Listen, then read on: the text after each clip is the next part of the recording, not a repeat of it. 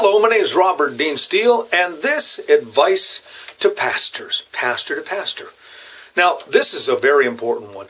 Don't use your wife and children as gophers or fill-ins every time something needs to be done at the church.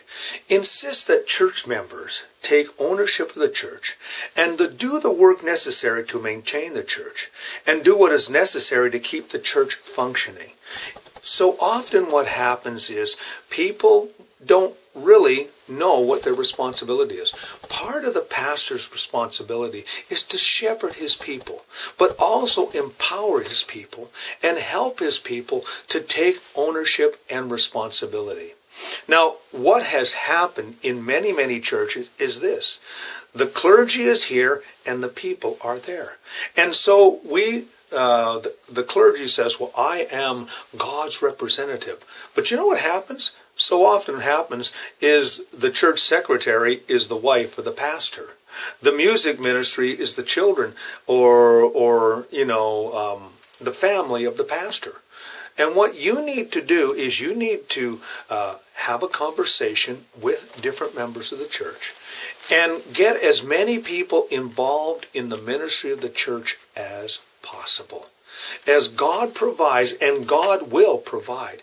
It's always amazing to me who God brings into your assembly with the unique gifts and callings. And what you need to be doing as a pastor is scoping out, keeping your eyes open, and never be afraid to ask someone to do something. You're going to find some people who are very reluctant, but then what you say to them is this, you know what? I will work with you, and together we're going to make this happen. You give them job descriptions, and they look at it and say, yeah, I can do that.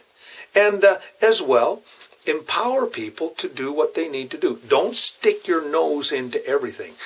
I've had some pastors I've known over the years who say, I love giving jobs to people. But the problem is, once they start doing the job the people do, the pastor says, well, I can do better than that. And before you know it, he's taking the job back. Or he's giving it to his wife or, overloading somebody who is already overloaded.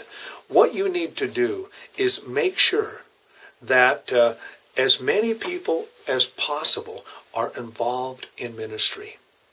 And working towards that. Always be looking for someone to do something that you have been doing.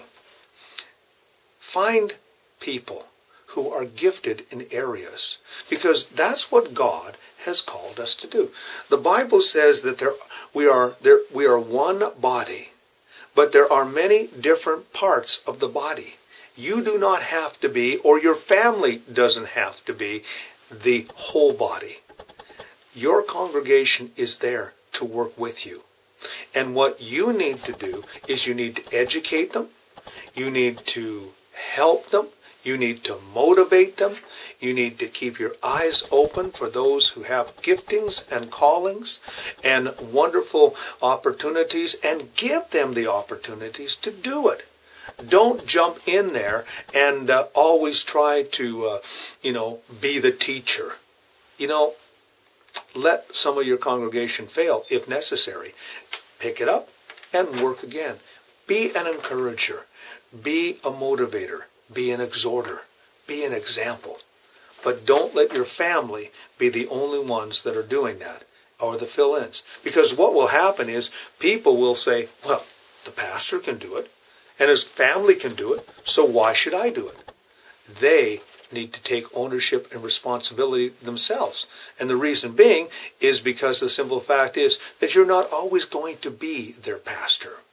Pastors come and go, but churches will endure for a long time, and so will the people. So what you need to do is you need to be an individual who leads by example, but is able to release those who God brings into your situation and allow their giftings to flow and grow under your leadership. My name is Robert Dean Steele. This is Pastor to Pastor. You have yourself a great and godly day.